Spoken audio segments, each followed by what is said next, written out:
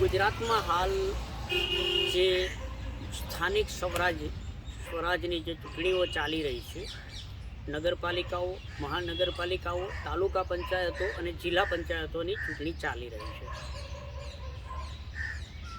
આપણા પત્રકાર મિત્રોની બે ચાર વાર એવી માગણી હતી કે મતનું મૂલ્યાંકન કેવી રીતે કરવું. કે વિધાનસભા અને લોકસભા દરમિયાનની ચૂંટણીમાં મતનું મૂલ્ય નક્કી કરવા માટે, એટલે કે રૂપિયામાં મતનું મૂલ્ય નક્કી કરવા માટે અમે દર વખતે એના લેખો લખીએ છીએ. આ વખતે ગુજરાતની સ્થાનિક ચૂંટણીમાં ઘણી બધી નવી બાબતો બની રહી છે, પરંતુ આપણે જે મતદાન કરીએ છીએ એ મતની રૂપિયામાં કિંમત આકારણી કેવી રીતે કરવી. સૌથી મતદાન કરનાર દરેક વ્યક્તિએ એક ખાસ બાબત એ સમજવાની છે કે મતદાન શા માટે કરવાનું છે અને કેના બદલામાં આપણે, એટલે કે પ્રજાજનો, જે મતદારો, જે નાગરિકો એના જીવનના દરેક દિવસ દરમિયાન જીએસટી ભરતા હોય છે, રોડ ટેક્સ ભરતા હોય છે, હાઉસ ટેક્સ ભરતા હોય છે, પછી પાણી વેરો ભરતા હોય છે, ટોલ ટેક્સ ભરતા હોય છે, આવકવેરો ભરતા હોય છે. આવા અનેક પ્રકારના ટેક્સ હોય છે. શિક્ષણ વેરો પણ હોય છે, વીજળી વેરો પણ હોય છે. એટલે નાના મોટા થઈ અને બધા વેરાનો આપણે સરવાળો કરીએ, બધા ટેક્સનો સરવાળો કરીએ તો એવરેજ 22.5% ટેક્સ ભરવાનો હોય છે. એટલે કે બજારમાં આપણે 100 રૂપિયા વાપરીએ, એક નાગરિક બજારમાં કોઈ પણ કામ માટે 100 રૂપિયાનો ખર્ચ કરે તો એમાંથી 22.5 રૂપિયા રાજ્ય સરકાર અને કેન્દ્ર સરકારમાં જતા રહે.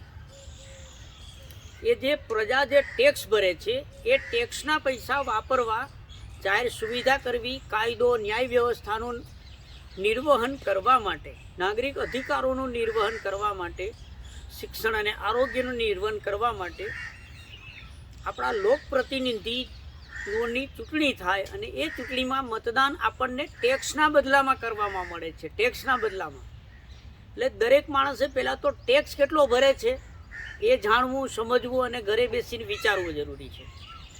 હવે બીજો મહત્ત્વનો મુદ્દો એ છે કે ગ્રામ પંચાયતની ચૂંટણી હોય તો 5 વર્ષે એકવાર પંચાયતમાં ચૂંટણી આવે, તાલુકા પંચાયતમાં ચૂંટણી આવે, મહાનગરપાલિકાઓમાં ચૂંટણી આવે, જિલ્લા પંચાયતોમાં ચૂંટણી આવે. આ બધી ચૂંટણીઓ સરેરાશ 5 વર્ષે આવે છે. એટલે નાગરિકને, મતદારને 5 વર્ષે એકવાર એક જગ્યાએ મતદાન કરવાનું હોય. પંચાયતમાં હોય તોય એકવાર કરવાનું 5 વર્ષે, તાલુકા પંચાયતમાં એકવાર, જિલ્લા પંચાયતમાં એકવાર, ધારાસભામાં એકવાર, નગરપાલિકામાં એકવાર, સંસદમાં એકવાર, મહાનગરપાલિકામાં એકવાર. એટલે 5 વર્ષે એકવાર તો મતદાન કરવાનું હોય છે. તો બધા જ ક્ષેત્ર જે છે, બધી જ સંસ્થાઓ છે, એ સંસ્થામાં જ્યારે ચૂંટણી હોય ત્યારે તેના, માનો કે એક નગરપાલિકા છે તો છેલ્લા 5 વર્ષમાં કેટલા રૂપિયા ખર્ચાયા, એટલે કે નગરપાલિકામાં 5 વર્ષમાં કેટલું બજેટ વપરાયું. આજે ગુજરાતની વિધાનસભાની વાત કરીએ તો વિધાનસભામાં અત્યારે માનો કે 4 લાખ કરોડનું બજેટ છે. તો એ પૈસા કોના છે? જનતાના છે. તો 5 વર્ષમાં કેટલા થશે, આગલા વર્ષે કેટલા હતા, એમ આજે પંચાયતનું બજેટ હોય, 5 વર્ષનું બજેટ હોય, એનો સરવાળો કરો અને પંચાયતના મતદારોની સંખ્યાથી એનો ભાગાકાર કરો એટલે પંચાયત સમયના, પંચાયતની ચૂંટણીના 1 મતની કિંમત મળશે. આવી રીતે તાલુકા પંચાયત હોય તો એનું 5 વર્ષનું બજેટ કેટલું વપરાયું, અત્યાર સુધીમાં 5 વર્ષનું બજેટ કેટલું થયું, એ બજેટની રકમ ને તાલુકા પંચાયતના મતદાર યાદીના બધા જ મતદારોની કુલ સંખ્યાથી ભાગાકાર કરો એટલે 1 મતની કિંમત મળે. આખા જિલ્લાનું આકારણી કરવી હોય તો જિલ્લા પંચાયતમાં 5 વર્ષમાં કેટલું બજેટ જોયું, એટલે એ જે બજેટની રકમ છે, એટલે કે કોઈ પણ સંસ્થાના 5 વર્ષના બજેટને એ મત વિસ્તારના કુલ મતદારોની સંખ્યાથી ભાગાકાર કરો એટલે 1 મતની કિંમત મળે. અને જે લોકો મતદાર યાદીમાં નામ હોય તે લોકો જે મતદાન ન કરે તેનો મત વેડફાઈ જાય છે. તમે કોઈ પણ પક્ષને, કોઈ પણ ઉમેદવારને, કોઈ પણ વ્યક્તિને તમારી મતદાર યાદીમાં જે મતદાન મથકમાં નામ હોય ત્યાં જે ઉમેદવારો આવતા હોય એમાંથી કોઈ પણને મત આપી શકો, પરંતુ મત ન આપવો એનો અર્થ જ એવો છે કે તમે તમારો મત વેડફી રહ્યા છો. એટલે 100% મતદાન કરવું જ જોઈએ. 100% મતદાન કરવું જ જોઈએ, કારણ કે મતદાન આપણા ટેક્સના પૈસા વાપરવા માટે છે. જો ટેક્સ ભરીએ છીએ તો આપણે 100% મતદાન કરવું જોઈએ.